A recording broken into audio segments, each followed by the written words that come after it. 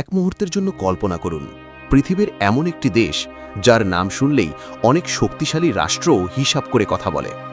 এমন একটি দেশ যার বিরুদ্ধে বহু বছর ধরে নিষেধাজ্ঞা, চাপ, হুমকি সবকিছু চলেছে, তবুও সে মাথা নত করেনি। সেই দেশটি হল ইরান।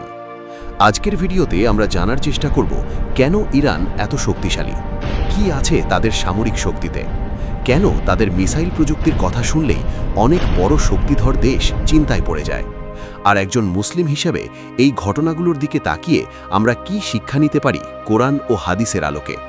ভিডিওটি শেষ পর্যন্ত দেখলে আপনি বুঝতে পারবেন শক্তি শুধু অস্ত্রে নয়, বিশ্বাস, ধৈর্য এবং ঐক্যের মধ্যেও লুকিয়ে থাকে।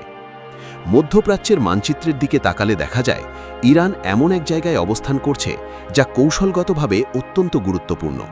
পারস্য উপসাগরের তীরে দাঁড়িয়ে থাকা এই দেশটি বহু শতাব্দী ধরে ইতিহাসের গুরুত্বপূর্ণ অংশ। ইরান শুধু একটি রাষ্ট্র নয়, বরং একটি শক্তিশালী সভ্যতার ধারক। বহু বছর ধরে তারা নানা যুদ্ধ, চাপ ও নিষেধাজ্ঞার মধ্য দিয়ে গেছে, কিন্তু তাদের একটি জিনিস কখনো হারায়নি: নিজেদের শক্তি তৈরি করার ইচ্ছা। বিশেষ করে ইরানের মিসাইল প্রযুক্তি এবং প্রতিরক্ষা ব্যবস্থায় তারা নিজেদের এমনভাবে গড়ে তুলেছে যে আজ বিশ্বের বড় বড় দেশও তাদেরকে গুরুত্বের সঙ্গে বিবেচনা করে। ইরানের সামরিক শক্তির কথা বললে প্রথমেই যে বিষয়টি সামনে আসে তা হল তাদের বিশাল প্রতিরক্ষা কাঠামো। তাদের নিয়মিত সেনাবাহিনী রয়েছে, পাশাপাশি রয়েছে শক্তিশালী বিপ্লবী গার্ড বাহিনী, যাকে বিশ্বজুড়ে অনেকেই অন্যতম শক্তিশালী সামরিক সংগঠন হিসেবে দেখে। তাদের সেনাবাহিনীর শক্তি শুধু সৈন্য সংখ্যাই নয়, বরং প্রযুক্তি এবং কৌশলেও। অনেক সময় সীমিত সম্পদ থাকা সত্ত্বেও তারা নিজেদের প্রযুক্তি নিজেরাই তৈরি করেছে। এই আত্মনির্ভরশীলতার কারণেই তারা অন্য অনেক দেশের তুলনায় ভিন্নভাবে এগিয়ে গেছে। বিশেষ করে ইরানের মিসাইল প্রযুক্তি নিয়ে বিশ্বজুড়ে আলোচনা হয়। ইরান বহু বছর ধরে নিজস্ব ব্যালিস্টিক মিসাইল তৈরি করেছে, যেগুলোর অনেকগুলোর পাল্লা হাজার হাজার কিলোমিটার পর্যন্ত পৌঁছাতে পারে। এই প্রযুক্তি তাদের এমন এক প্রতিরক্ষা ক্ষমতা দিয়েছে যা অনেক বড় দেশের জন্যও চিন্তার কারণ হয়ে দাঁড়িয়েছে। কারণ যুদ্ধের সময় শুধু সেনাবাহিনী নয়, দূরপাল্লার অস্ত্রই অনেক সময় সবচেয়ে বড় ভূমিকা রাখে। ইরান এই বিষয়টি খুব ভালোভাবেই বুঝেছে এবং সেই অনুযায়ী নিজেদের শক্তি তৈরি করেছে।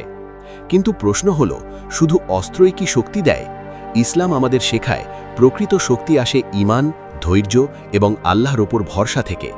পবিত্র কোরআনে আল্লাহ বলেন, তোমরা তাদের মোকাবিলার জন্য যতটুকু শক্তি সম্ভব প্রস্তুত রাখো। এই আয়াতটি মুসলমানদের শিক্ষা দেয় যে নিজেদের রক্ষা করার জন্য প্রস্তুতি নেওয়া একটি দায়িত্ব। তাই ইতিহাসে দেখা যায় মুসলিম জাতি যখনই নিজেদের ঐক্য ও শক্তি বজায় রেখেছে, তখনই তারা সম্মান ও মর্যাদা অর্জন করেছে। ইরানের বর্তমান শক্তির পেছনেও অনেক বিশ্লেষক একটি বিষয় উল্লেখ করেন: তাদের দীর্ঘমেয়াদী পরিকল্পনা এবং ধৈর্য। বহু বছর ধরে আন্তর্জাতিক নিষেধাজ্ঞার মধ্যেও তারা নিজেদের প্রযুক্তি উন্নত করেছে, নিজেদের অস্ত্র, ড্রোন, মিসাইল এবং প্রতিরক্ষা ব্যবস্থা তৈরি করেছে। এই ধৈর্য ও পরিকল্পনার কারণেই তারা আজ মধ্যপ্রাচ্যের অন্যতম শক্তিশালী সামরিক শক্তি হিসেবে বিবেচিত হয়। আজকের বিশ্বে যখন বিভিন্ন দেশ নিজেদের শক্তি প্রদর্শন করছে, তখন একজন মুসলিম হিসেবে আমাদের ভাবতে হবে, আমরা কি শুধু শক্তির দিকেই তাকিয়ে থাকব, নাকি সেই শক্তির পেছনে থাকা শিক্ষা ও মূল্যবোধ থেকেও কিছু শিখব? ঐক্য, ধৈর্য, পরিকল্পনা এবং আত্মনির্ভরশীলতা, এই চারটি বিষয় যদি কোনো জাতির মধ্যে থাকে, তবে তারা অনেক বাধা পেরিয়েও সামনে এগিয়ে যেতে পারে। এ কারণেই অনেক বিশ্লেষক মনে করেন ইরানের শক্তির আসল রহস্য শুধু তাদের মিসাইল বা সেনাবাহিনী নয়, বরং তাদের দীর্ঘদিনের প্রস্তুতি এবং আত্মবিশ্বাস। তারা বিশ্বাস করে যে একটি জাতি যদি নিজের শক্তি নিজেই তৈরি করতে পারে, তাহলে তাকে সহজে দুর্বল করা যায় না। বন্ধুরা, পৃথিবীর রাজনীতি ও শক্তির খেলায় প্রতিদিন নতুন নতুন ঘটনা ঘটছে, কিন্তু এই সব ঘটনার ভেতর থেকেও আমাদের শিক্ষা নেওয়া উচিত। একটি জাতি তখনই শক্তিশালী হয় যখন তার মানুষ ঐক্যবদ্ধ থাকে, যখন তারা নিজেদের শক্তি নিজেরাই তৈরি করতে শেখে এবং যখন তারা আল্লাহর ওপর ভরসা রেখে ধৈর্যের সঙ্গে এগিয়ে যায়। ভিডিওটি যদি আপনার ভালো লেগে থাকে, তাহলে অবশ্যই একটি সুন্দর কমেন্ট করে জানাবেন।